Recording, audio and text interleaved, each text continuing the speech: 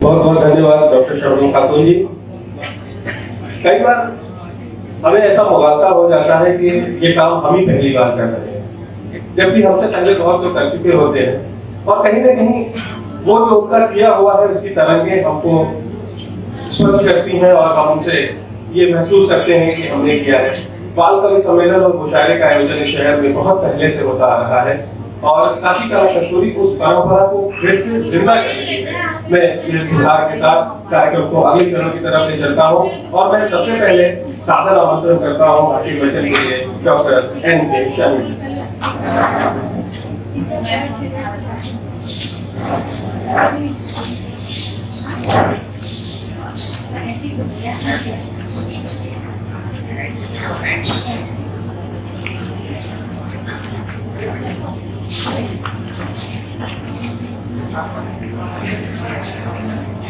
सभागार में उपस्थित मंचासीन, आज के कार्यक्रम के मुख्य अतिथि प्रोफेसर वी.के. शुक्ला जी जो काशी हिंदू विश्वविद्यालय के वाइस चांसलर हैं, विशिष्ट अतिथि प्रोफेसर कमर जहां जो काशी हिंदू विश्वविद्यालय के रिटायर्ड रहे उद्योग विभाग,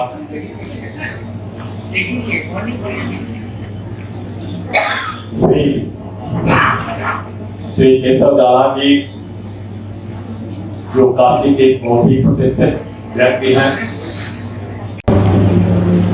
गणमान्य व्यक्ति, माताएं और बहनें,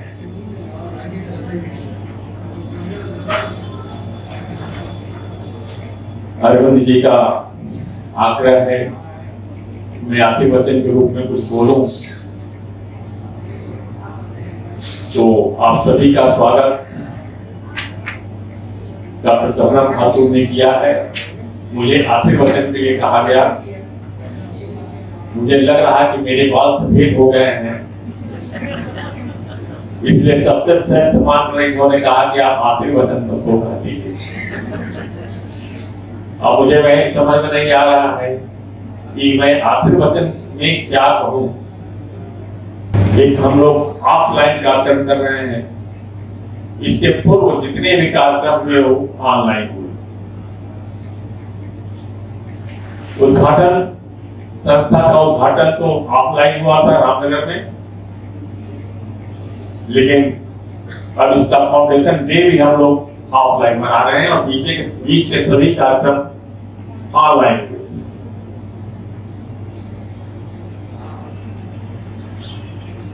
कुछ बातें हमें कहनी है।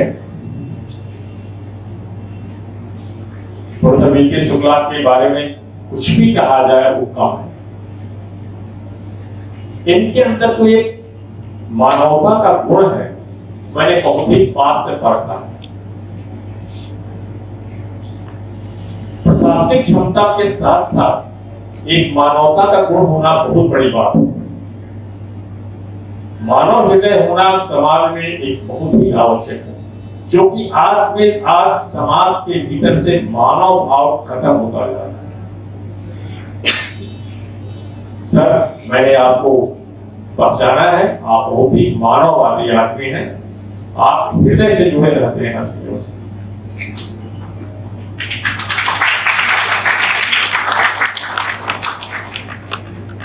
आज आप समाज को रास्ता दिखा रहे हैं।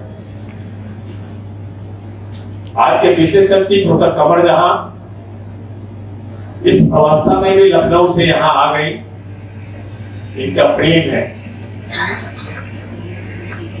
हृदय से प्रेम है कि संस्था से हमें कुछ चल कर संस्था को हम कुछ दे सकें, इसलिए आई है। नहीं तो इस उम्र में कहां कोई जाता है। हाँ, जाता कब है जब उसको कहीं कुछ फायदा दिखाई देता है कि हमें वहां जाने पर कुछ मिल जाएगा, तब वो जाता है। बिना फायदे के इस उम्र में कोई नहीं जाता, जो आज तक समाज में आप बिना किसी फायदे के, बिना किसी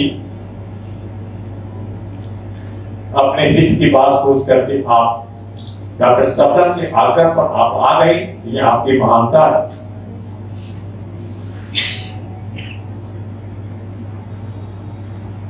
हमारे बीच डैश पर श्री केशव जवान जी बैठे हैं। क्या बात, हमने कुछ बढ़ाई से कुछ उद्योगपतियों को मैंने देखा है, जो इनके पास गुण है हमने कहीं और नहीं पाया। वो धन के पीछे भागते हैं और आप समाज के पीछे। धन को कमाना एक पाठ है, धन कमाना एक पाठ है, बिना धन का तो खर्च नहीं करेगा। लेकिन अब समाज के लिए कुछ करिए, बहुत बड़ी चीज है, जो कि आज समाज से खत्म होता जा रहा है, समाज से विघटन की तरफ जा रहा है। एक भाई अपने भाई को नहीं देख रहा है, पिता पुत्र में संबंध अच्छे नहीं है, ये समय आ गया। लेकिन आप वास्तव में काशी की एक विभूति है, आप एक कस्तूरी, जिसको कहें कस्तूरी है। तो आप हमें आपके पास जाकर यह पता चला कि आप बहुत कुछ समाज के लिए करते हैं। जो लावारिस लाशें होती है, जिसको कोई मालिक नहीं होता, और जलाया कैसे क्या, आपने अपना आपने लगा दिया है घाटों पर। अगर इस तरह की कोई भी लाशें आए, मेरे पैसे से इसको जलाओ।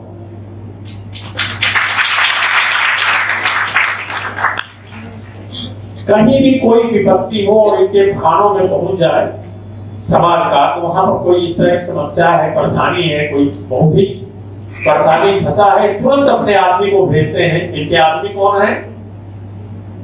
एक इनके बहुत ही नजदीक, जैसे भगवान राम के पास हनुमान जी थे, और राम के पास पहुंचने के लिए हनुमान जी को आग्रह करना पड़ता है कि राम, अगर हनुमान जी पसंद हो जाएंगे तो राम जी मिल जाएंगे। वही हाल इनका है। इनके भी एक पास में निधिदेव अग्रवाल जी है। अगर निधिदेव अग्रवाल जी प्रसन्न हो गए तो समझिए कि केशव जवान जी प्रसन्न हो गए।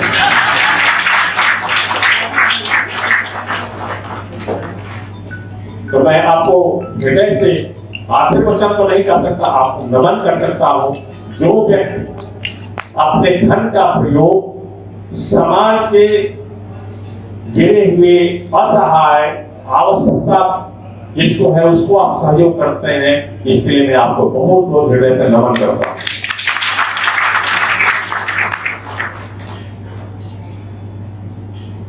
हमारे यूनिवर्सिटी से बहुत ज्वाइंट रजिस्ट्रार सुनीता कंद्रा भी आई हैं, जो कि बहुत ही कर्मठ अधिकारी हैं।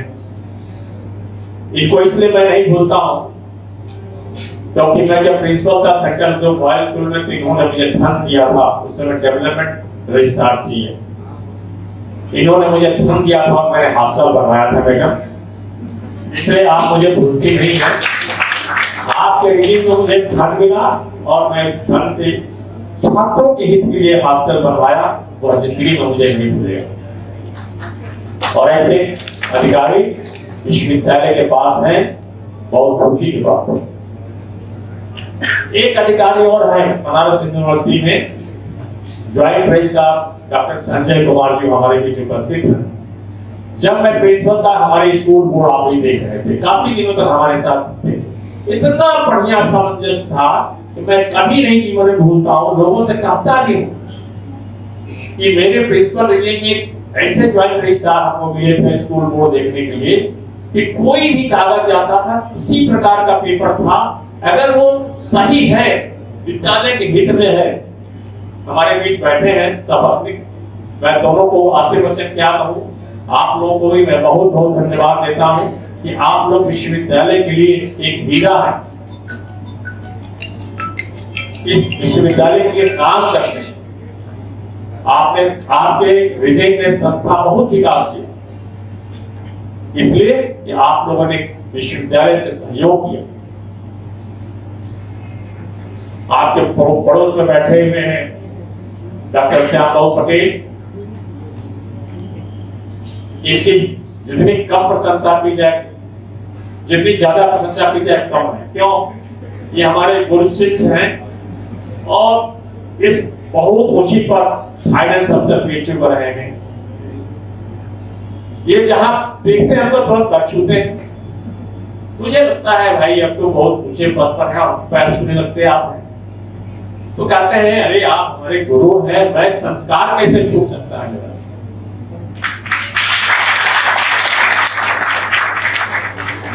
इस तरह के विभूतियों की कमी इस समाज में होता जा रहा है। और मैं यह सोचा हूं, काशी विद्यालय के पूर्व डायरेक्टर IMS महापात्रा जी हैं, बहुत ही प्रिय आदमी हैं।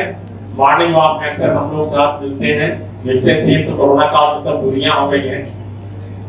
आप भी बहुत ही साहित्य प्रेमी हैं, संगीत प्रेमी हैं, जहां भी इस तरह चीजें होती हैं आप जरूर सहयोग पहुंच जाते हैं वहां पर।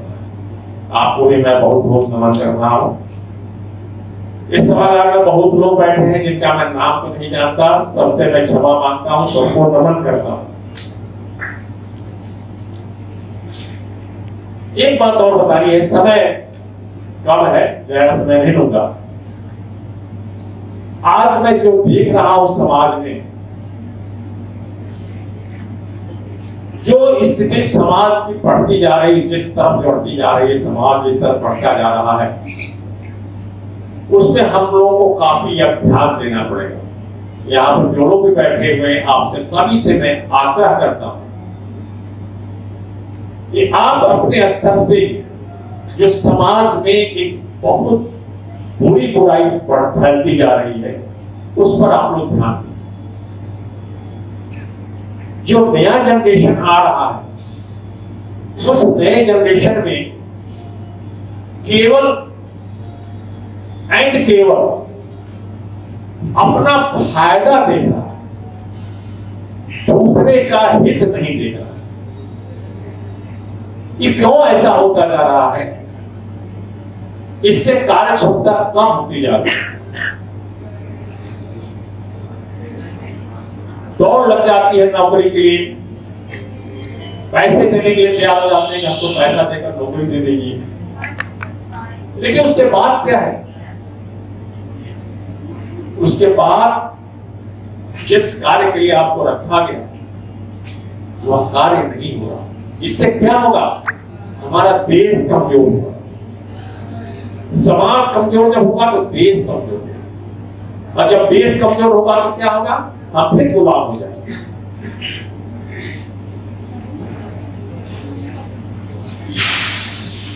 अभी एक दिन, एक हफ्ता पहले पेपर निकला था कि स्कूल के इंस्पेक्शन करने गए एसए साहब, 49 out of 49 teachers, only 33 teachers are absent, was found absent। ये क्या शो करता? एक तो आप नौकरी के लिए दौड़ते हो, जब सरकार नौकरी लगा देती है तो फिर आप काम नहीं करते हो। तो जब काम नहीं करोगे तो कहां उसका असर पड़ेगा? हमारे आने वाली पीढ़ी पर। जो पीढ़ी कल का भविष्य है, कल का भारत है, जो कल का भारत है, उस कल के भारत पर इसका बुरा प्रभाव पड़ेगा। आने वाले बच्चे जो बड़े होंगे हम लोग के बीच, तो हम लोग तो नहीं रहेंगे, लेकिन जो आएंगे वो बच्चे, वो क्या करेंगे जब उनको सही शिक्षा नहीं दी जाएगी? तो हम सभी लोगों का कार्य तो बनता है कि आप इस पर विचार करें कि हम आने वाली पीढ़ी को कैसे संभालें।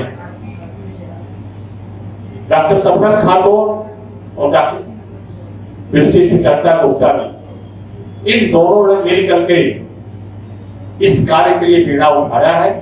मैं आपको इस कार्य के लिए आप लोगों को बहुत बहुत धन्यवाद देता हूं।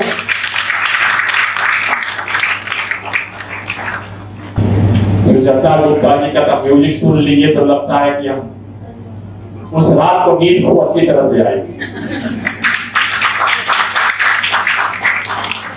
ऐसे तुलसी लोग हैं, इनका कार्यक्रम हुआ था बेलाबाड़ी श्री केशव जवान जी के प्रांगण में, बहुत ही सुंदर। इतना पैसा जवान साहब ने खर्च किया, कलकत्ता से बेला मंगवाया था, उससे ही इतनी सुगंध अच्छी आ रही थी। बहुत अच्छा कार्यक्रम हुआ था। बहुत ही परिश्रमी है डॉक्टर मैडम सुचरिता भोक्ता। ये मिली और लोगों ने मिल करके एक संस्था बनाया और संस्था बनाने के लिए लोगों ने काफी दौड़ लगाई। इतनी जल्दी संस्था नहीं बनती है, काफी दौड़ लगाई। तो आज उस संस्था का फाउंडेशन डे है।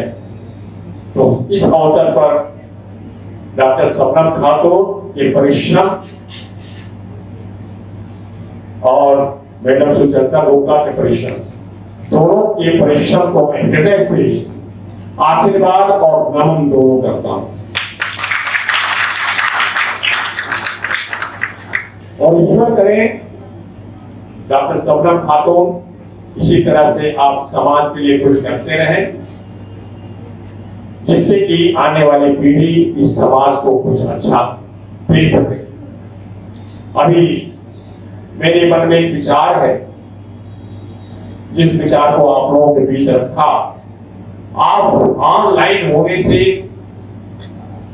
समाज के बहुत लोग जितने चाहिए उतने नहीं जुड़ पाते, क्योंकि सबके हाथ में मोबाइल और लैपटॉप और इंटरनेट की सुविधा नहीं है। बहुत से अच्छे परिवार हैं जहां बहुत गरीबी है, उनके पास मोबाइल नहीं है, नेट नहीं है, वो नहीं देख पाते हैं, टीवी नहीं है। तो इन लोगों के बच्चे भी स्कूलों में जाते हैं। और डॉक्टर शबनम से मैं कहूंगा कि एक प्रकार के कार्यक्रम हम लोग यह भी रखेंगे, विद्यालयों में जाकर जहां आने वाली पीढ़ी है, जब ये कोरोना काल खत्म होता है तो हम लोग चल करके वहां के प्रधानाचार्य या प्रधानाचार्य जो भी होंगे उनसे मिल करके रिक्वेस्ट करेंगे कि 1 घंटा समय हम लोग को आप असेंबली में दीजिए, जिससे कि बच्चों को हमें नैतिक शिक्षा का ज्ञान दे सके। आज समाज में जो नैतिकता खत्म होती जा रही है, कम से कम विद्यालय में छात्रों के एक समूह में जहां पर 1000-2000 बच्चे एक साथ मिल जाएंगे और 1 घंटा अगर उनको नैतिकता शिक्षा दी जाए, और विशेष रूप से हम वहां के अध्यापकों और अध्यापिकाओं से भी रिक्वेस्ट करेंगे कि आप लोग भी अपनी कक्षाओं में जब पढ़ाने जाएं तो कम से कम अगर 40 मिनट का पीरियड है तो 5-7 मिनट उन बच्चों के साथ उनके नैतिकता के ज्ञान जरूर दें। और आप लोग जो बैठे हैं यहाँ पर, जिसमें अध्यापक अध्यापिकाएं भी हैं और घर के गार्जियन भी होंगे, आपके बच्चे परिवार भर के होंगे, उन बच्चों को जरूर नैतिकता का ज्ञान दीजिए। मेरा एक रिक्वेस्ट है, निवेदन है कि आज बहुत आवश्यक ही हो गया है कि बच्चे नैतिकता का पाठ पढ़ें, क्योंकि जो समाज में ओल्ड मैन जो हाउसेज बन रहे हैं, ये बहुत ही दुर्भाग्यपूर्ण है।